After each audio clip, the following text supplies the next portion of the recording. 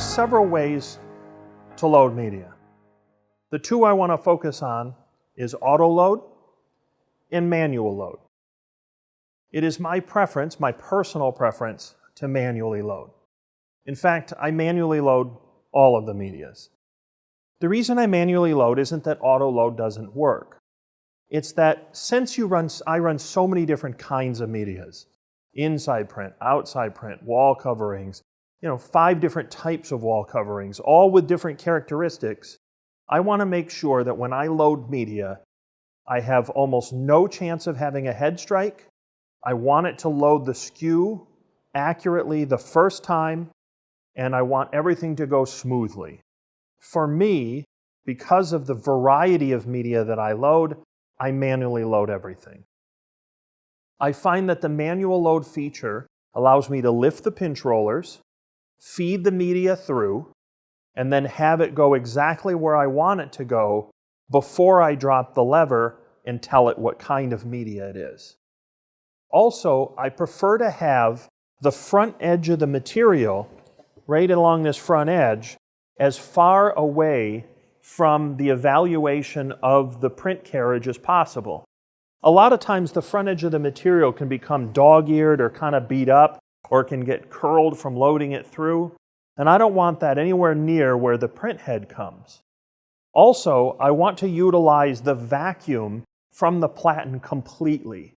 That is, I want all of the vacuum holes to be filled so that it has the maximum amount of vacuum when it evaluates the media. Now, I can always roll it back later to where I want to position it. But during the load-in process, I want to make sure that the front edge of the material is not near where the carriage comes across and determine where the edge is, and then also determines the width of the material. And that is a preference. Also, I tend to cut the material, which you can sort of notice in here, into a little bit of a curve. That is, this edge here curves out so that the apex of the curve is right in the middle. This allows me to load the material a little easier through the printer, but also it allows me to use a little trick where I take a single piece of 2-inch masking tape and then use just the single middle piece to affix it to the take-up reel core.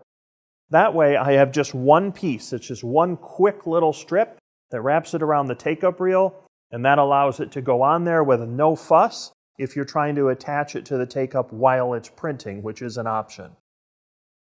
Those are just some preferences, but my personal view is I tend to manually load everything. The only thing I don't manually load is when I'm using the feeder for fabrics. In that case, there's actually an option for that.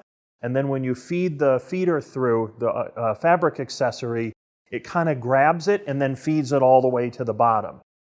Now, if you do use a fabric feeding accessory for a 330, for example, then you want to manually load because that option for the feeder accessory category is not available on that printer.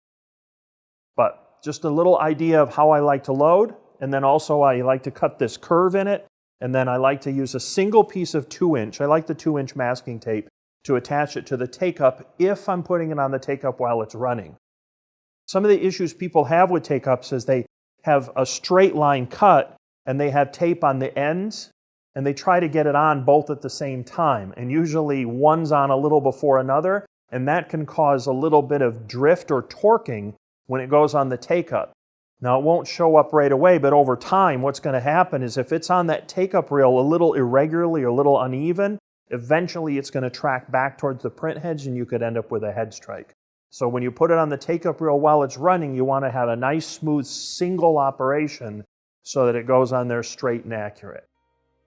Okay, that is my loading option or my loading advice for the Latex 300 series printer.